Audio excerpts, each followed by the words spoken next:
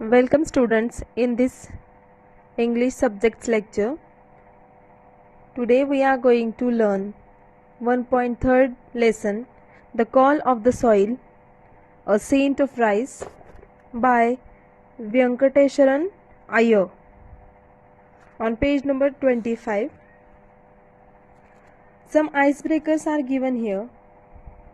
First of all, before the detailed study of lesson, we have to complete these icebreakers. Let's see then. But before that, again, what does it mean, the call? You have learned this word. You know the idea. What is a call? Call means, mostly we use this word. I have a telephonic call or mobile call. Sometimes we say, I have a missed call.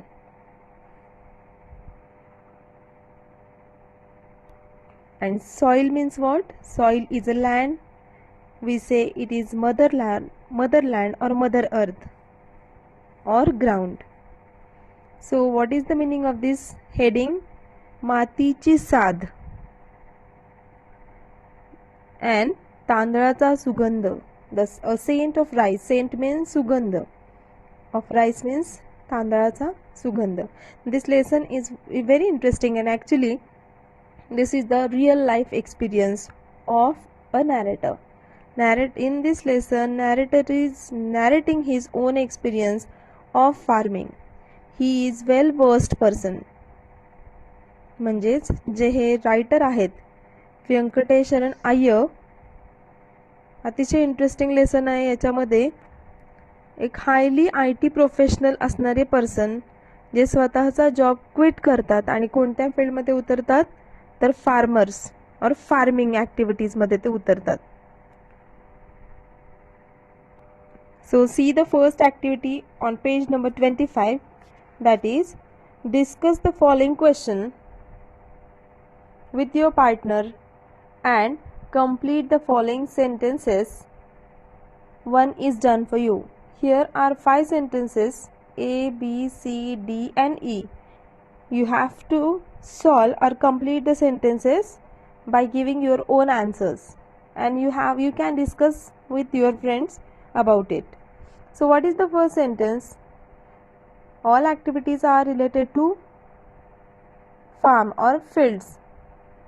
First is, before eating apples brought from the market, I wash and peel them off.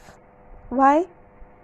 याचा अर्थ असा होतो की ज्यावेळेस आपण मार्केटमधून apples घेऊन येतो ते खाण्या अगोदर आपण काय करतो? We wash them and peel off. Peel means फळाची साल. ती साल काढतो आणि मग खातो. Peel off. का बरं? What is the reason behind it? To stay away from any sort of contamination. Why? To keep ourselves safe from harmful substances on it, isn't it?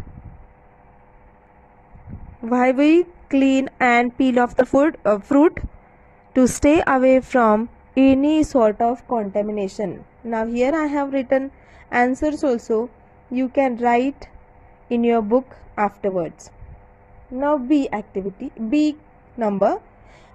In a farmer's market, we find. Which things we find in farmers market? शेतकऱ्याच्या मार्केटमधून आपल्याला कोणकोणत्या वस्तू मिळतात किंवा धान्य पिकं मिळतात, अन्न मिळतं. So our answer will be rice, pulses, vegetables, fruits, eggs, dairy products, etc.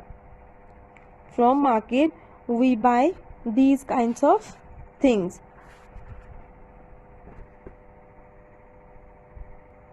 Now the next is C. Food adulteration means what? What is C? Food adulteration means. Incomplete sentence is given here. You have to complete it by your own. Food adulteration means an addition of another substance to a food which may result in the loss of actual quality of food and its natural composition. Food adulteration means what? An addition of another substance. Nowadays we can get so many things from market, fruits from market. All time, all seasons we get fruits in the market. For example, banana. Can you tell me, or can you think about it, the vegetables or fruits we buy from market are organic or naturally ripened? No, actually they are not naturally ripened, they are artificially. So food adulteration means what? An addition of another substance to food which may result in loss of actual quality of food and its natural composition. ज्याचे नैसर्गिक घटक सगळे घालवलेले असतात आणि artificially ते fruits पिकवले जातात किंवा त्याच्यामध्ये टेस्ट आणली जाते. That is called food adulteration. Now next is D. See, organic food is grown by using what? Organic food means what? Organic म्हणजे सेंद्रिय. Organic farming, you know that. सेंद्रिय शेती केली जाते. काही लोक पूर्णपणे सेंद्रिय शेती करतात, म्हणजेच कंपोस्ट खत किंवा नॅचरल मॅन्युअर वापरूनच ते शेती करतात. Then organic food is grown by using what? It's answer is fertilizers made with natural ingredients. Natural ingredients means peels of fruits, then vegetables, then dried leaves of trees, like this. Then renewable resources and conservation of soil and water. म्हणजे compost खत ज्या पद्धतीनं बनवलं जातं की एखादा खड्डा खोदला जातो, त्याच्यामध्ये नॅचरली जे डिके होणारे काही घटक असतात, उदाहरणार्थ झाडाची पानं, सडलेली फळं, भाजीपाला, हे सगळं टाकून, पाणी टाकून आणि त्याच्यामध्ये माती ॲड करून हे कुजवलं जातं. That is called organic. Organic manure. So organic food is grown by using fertilisers made with the natural ingredients, नैसर्गिक घटक वापरून, renewable resources and conservation of soil and water, या सगळ्यांचा वापर करून कंपोस्ट खत तयार केलं जातं. The next is E. Organic fertiliser means, what does it mean? Organic fertilizer means what? A type of fertilizer derived from animal matter, human and animal excreta, that is manure, and vegetable matter, that is compost. Organic fertilizer means what? A type of fertilizer. असा एक फर्टिलायझरचा, खतांचा हा प्रकार की जो कशापासून मिळवला जातो? Animal matter, just like cow dung, then human and animal excreta and vegetable matter, that is compost. म्हणजेच ऑर्गॅनिक फर्टिलायझर म्हणजेच काय? तर ऑर्गॅनिक खत, कंपोस्ट खत किंवा नॅचरली प्रिपेअर केलेलं खत, ज्याच्यामध्ये कुठलाही आर्टिफिशियल सबस्टन्स यूज केला जात नाही. Understood? In this way the first activity is over. Let's see the next one. Second activity. complete the following web diagram. Here the given diagram is called web diagram because it looks like webs, spider's web. In here one point is given and around it 4 points you have to complete. What does it mean? What is it then? Rice varieties available at my grocer shop. What is that point? इथे एक web chart दिलेला आहे की स्पायडरच्या web सारखं त्याचं structure आहे आणि सेंटरला एक पॉईंट दिलाय, त्याच्या अराउंड 4 पॉईंट्स आहे. ते तुम्हाला दिलेल्या पॉईंटला रिलेटेड त्याचे आन्सर्स फिलअप करायचे. मग याचा अर्थ काय आहे? Rice varieties available at my grocer shop. Rice म्हणजे आपल्याला माहिती आहे तांदूळ. त्याच्या कोणकोणत्या व्हरायटीज? ग्रॉसर्स म्हणजे किराणा, जो किराणा विकतो त्याच्या दुकानामध्ये, ग्रॉसर शॉप म्हणजे किराणा मालाच्या दुकानात आपल्याला तांदळाच्या कोणकोणत्या जाती बघायला मिळतात. किंवा अवेलेबल असतात. Yes, basmati is there, Kolam, jasmine, Ambemohar, Indrayani, so on. बऱ्याचशा भाताच्या जाती आहेत, तांदळाच्या जाती आहेत की त्या आपल्याला मार्केटमध्ये गेल्यानंतर मिळतात. काही ठिकाणी तर अशी दुकानं आहेत की सगळी फक्त ती तांदळांच्या वेगवेगळ्या व्हरायटीज मिळण्यासाठीच अवेलेबल असतात. So complete this activity also in your book. So what is the next? Find out from your grandparents or parents the names of vegetables and fruits they had eaten in their childhood and mention how the vegetables and fruits are different from the ones today. What you have to do here? You have to take your grandparents or parents' help. Find out from your grandparents and parents the names of vegetables and fruits. आजी आजोबा किंवा आई वडील त्यांना विचारायचे असे काही फळं आणि भाज्या आहेत की त्यांनी त्यांच्या चाइल्डहुडमध्ये खाल्लेले असतील, बघितलेले असतील आणि आता मात्र त्याचं फॉर्म पूर्णपणे बदललेला आहे. की what is it? Find out from your grandparents or parents the names of vegetables and fruits they had eaten in their childhood and mention how the vegetables and fruits are different from the ones today. ते त्यांनी लहानपणी खाण्यात आणि आजच्या खाण्यामध्ये काय बदल आहे हे तुम्हाला त्यांना विचारायचे. Now so many examples are there. They will tell you that earlier म्हणजे सुरुवातीला पहिल्यांदा आम्ही जेव्हा लहान होतो तेव्हा कशी होती फळं किंवा भाज्या आणि आता कसे आहेत त्यांच्याकडून तुम्हाला योग्य पद्धतीने समजेल. What are the differences then? Capsicum. Have you seen capsicum or heard about it? Yes, we all are familiar with it and it is our favorite vegetable too. Capsicum म्हणजे शिमला मिर्च की ज्याच्यामध्ये आपण पाहिलेलं होतं की earlier only there was green colour, फक्त green कलरचीच कॅप्सिकम मार्केटमध्ये अवेलेबल असायची. But now days white or red capsicum is also there or yellow capsicum is also there. Yellow red capsicum. Nowadays, सुरुवातीला फक्त ग्रीन लिफी कॅबेज असायचा पण nowadays purple cabbage is also available in our market too. The next is corn, white corn. मकेचं कणसाच्या पण वेगवेगळ्या जाती होत्या किंवा broccoli पाहिले, ब्रोकोली ग्रीन फ्लावर म्हणजे फ्लावर आपण आणतो मार्केटमधून तो व्हाईट युजली पाहिला आपण, but broccoli is same like flower which has green color. So many examples are there. So I have completed here this activity too. Name of the vegetable or fruit, its shape, color and taste. Some points you have to fill in this box. Name of the vegetable or fruit. First name of fruit is mango.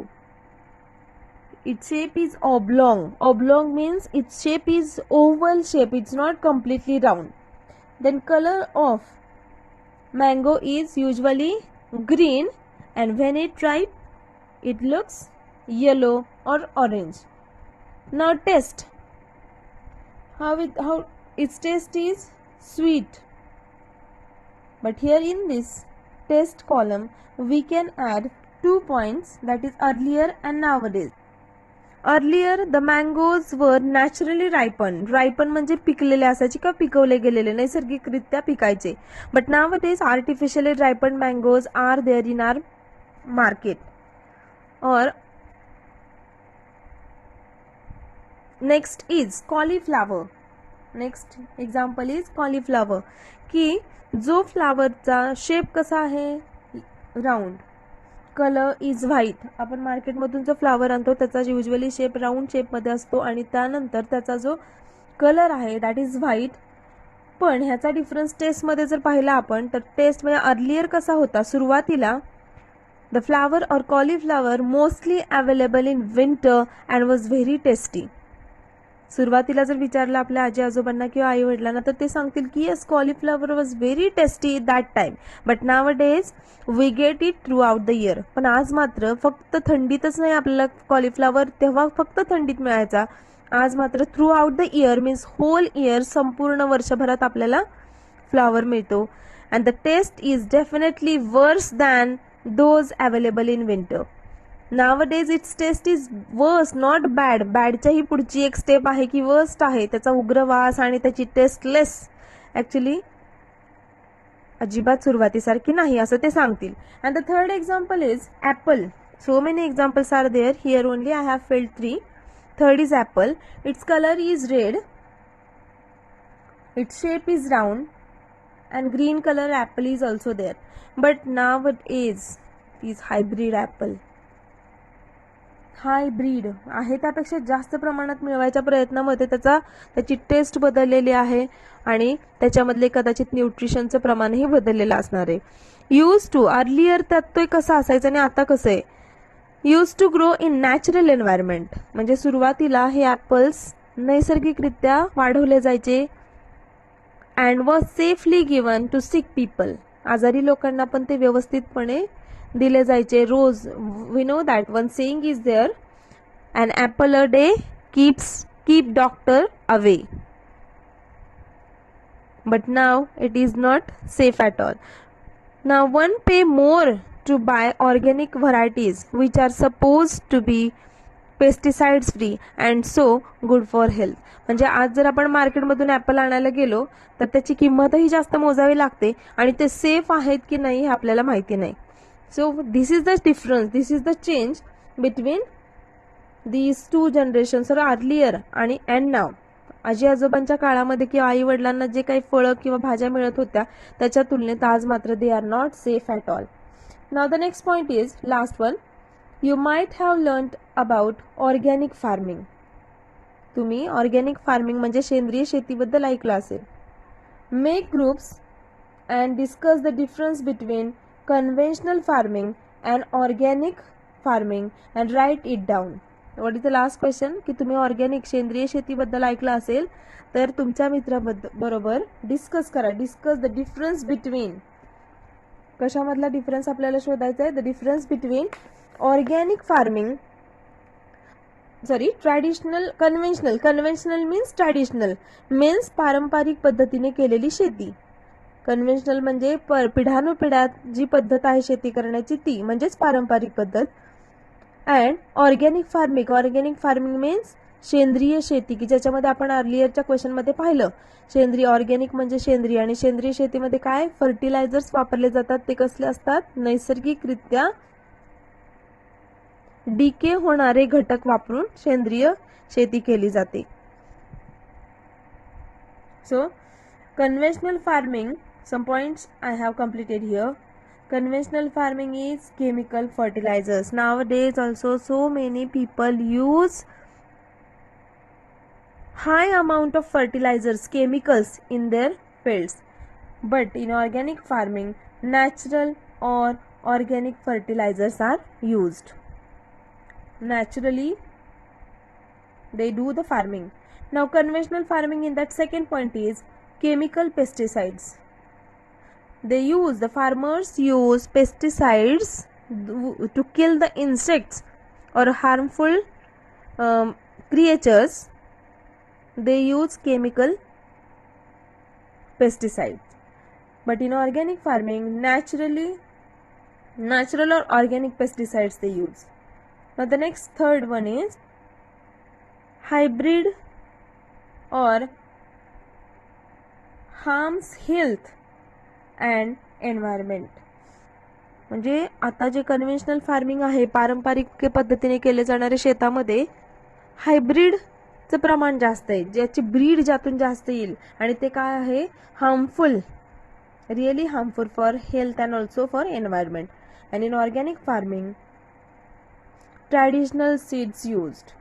म्हणजे पारंपरिक पद्धतीने जे seeds वापरले जायचे आजही बघा आपण शेतीमध्ये गहू, ज्वारी किंवा ऊस, बाजरी ह्या ज्या प्रजाती आहेत त्या जाती आहेत त्या फळांच्या किंवा भाजीपाल्याच्या किंवा धान्याच्या त्या ऑर्गॅनिक पारंपरिक पद्धतीने मिळणारे सीड्स बियाणे वापरले जातात to get good crop. So in this way the activities are over. Let's see the lesson in detail. Before that we are going to learn The general introduction of writer on page number 26. Venkateswaran, that is Venkat Iyer. Let's see. Venkateswaran Iyer, that is Venkat, born in 1966. 1966 साली त्यांचा जन्म झाला. Venkateshwaran Iyer is a science graduate. He is a science graduate and a certified project management professional. Means he is very well versed, well qualified person. ते एक science graduate and a certified project management professional. He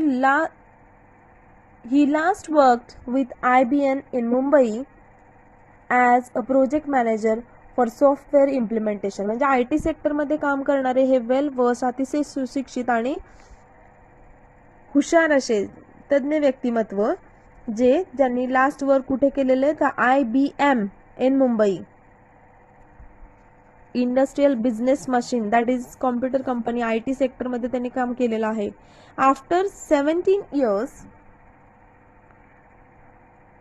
in the I T industry, जवळ 17 वर्षांनंतर त्यांनी कुठे काम केलं, 17 वर्षापर्यंत I T इंडस्ट्रीमध्ये. He quit means he left that job, he resign that job. He quit in 2004 to live on his organic farm in Pet village in Dahanu taluka, Palghar district, Maharashtra. When he quit his job, he resigned his job in 2004 to live on his organic farm. त्यांनी काही शेती विकत घेतलेली आणि त्या शेती करण्यासाठी त्यांनी स्वतःचा जॉब सोडला. ती शेती कुठे होती तर Pet village in Dahanu taluka. We know that it is near to Gujarat border, Gujarat Maharashtra border. Dahanu taluka, Palghar district, Maharashtra. Maharashtra आणि गुजरात बॉर्डरच्या जवळच असलेलं हे डहाणू तालुक्यामधलं एक ठिकाण आहे, विलेज होतं, खेडेगाव होतं, पेट विलेज, पालघर डिस्ट्रिक्टमधलं. तिथे शेती करण्यासाठी त्यांनी स्वतःचा अतिशय चांगल्या पगाराची नोकरी सोडून ऑर्गॅनिक फार्मिंग करण्याचं त्यांनी ठरवलं. He said that it is not my career change, it is my lifestyle change. अतिशय क्लिअर त्यांची आयडिया होती की मी काही करिअर बदलले असं नाही किंवा मी माझं पूर्ण लाईफस्टाईल चेंज केलं आहे असं नाही, पण I want to change, I want to see how to do farming and it is really my passion to do farming. So what is the next paragraph in the introduction? See, his book Moon Over Microchips traces his transition from technie to farmer.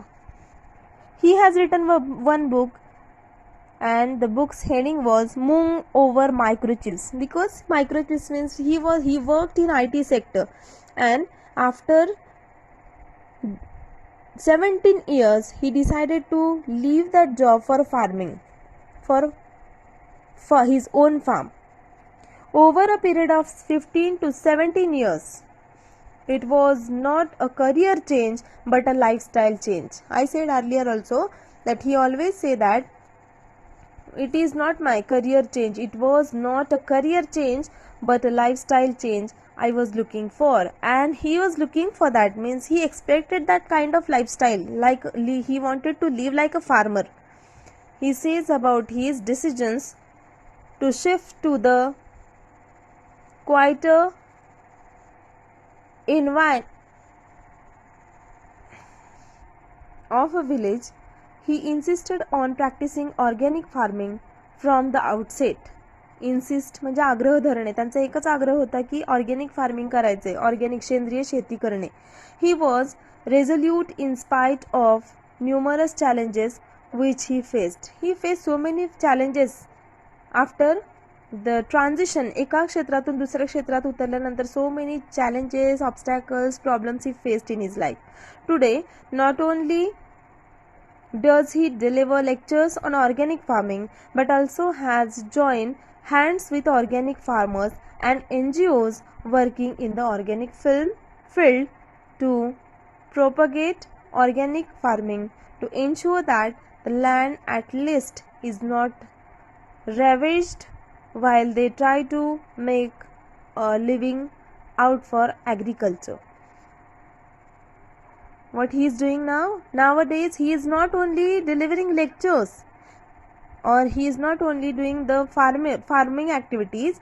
Today not only does he deliver lectures, म्हणजे ते फक्त लेक्चर्सच सगळीकडे देत बसत नाही आहेत on organic farming, but also has join. पण त्याचबरोबर त्यांनी काही NGOs किंवा ऑर्गॅनिक फार्मर्स आणि NGOsशी ते जोडले गेलेले आहेत working in the organic field to propagate organic farming. आणि त्यांचा पूर्ण विश्वास आहे की ऑर्गॅनिक फार्मिंग हे सर्व जे दृश्य आहे ते बदलून टाकेल. To ensure that the land at least is not ravaged while they try to make a living out of agriculture. म्हणजे agriculture this field is very much important and organic farming हा त्यांचा एक मुख्य उद्देश आहे की सेंद्रिय शेती करून अन्नधान्य पिकवणे. So deep respect with for him, we will begin the lesson, and it is his personal experience. The writer himself narrating his own story to us. काय त्यांनी सांगितलं, एक छानशी इंटरेस्टिंग स्टोरी आहे की ज्याच्यामध्ये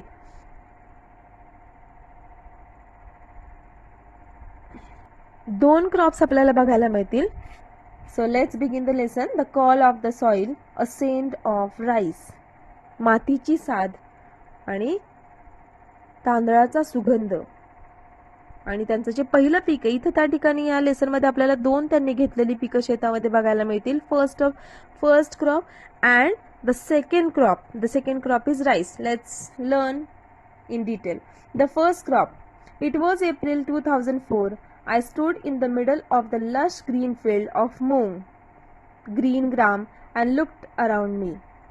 The writer himself telling us that it was April 2004. April 2004 मधला जो इन्सिडेंट त्यांनी आपल्याशी शेअर केलाय. I stood in the middle of the lush green field. I means who? Venkateshwaran Iyer, that is Venkat the writer. Stood, स्टँडचा past tense आहे stood. In the middle of the lush green field of moong. Lush green means what? Lush means very thick, दाट. आपण बरेचसे शब्द advertise मध्ये वगैरे टीव्हीवर ऐकतो. So if you don't have any idea about the word, at least try to find out the meanings of those words. Lush means what here? Lush means thick, dense, दाट. Green field of moong, that is green gram, हिरवे मूग. पहिल्यांदा त्यांनी जे त्यांच्या शेतामध्ये, स्वतःच्या शेतामध्ये नोकरी सोडल्यानंतर घेतलेलं पहिलं पीक म्हणजे कोणतं आहे तर मूग, आणि तेही हिरवा मूग.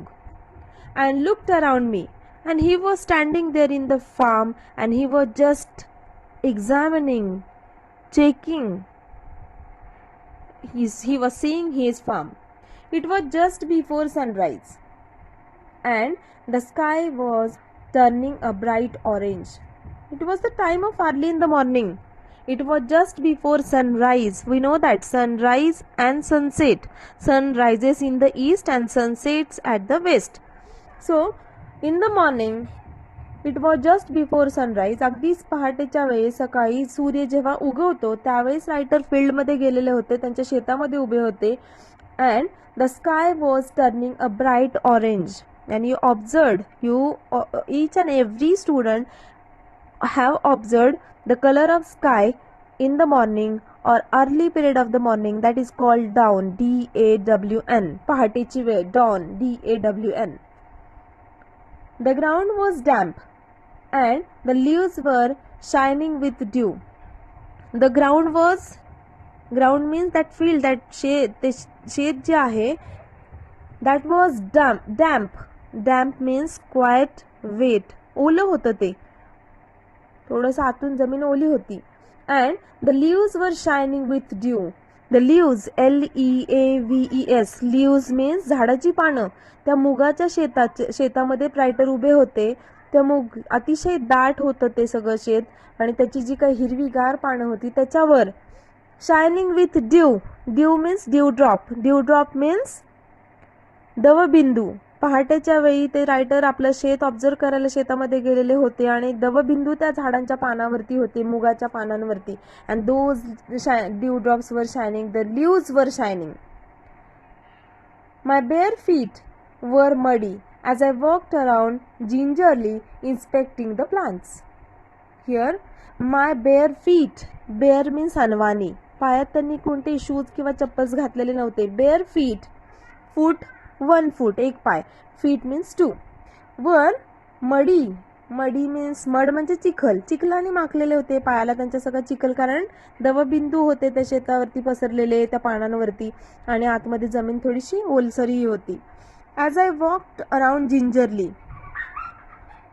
I walked around gingerly means gingerly's meaning is given here. Very cautiously or careful. Very cautious or careful. That time the writer was very cautious, very careful.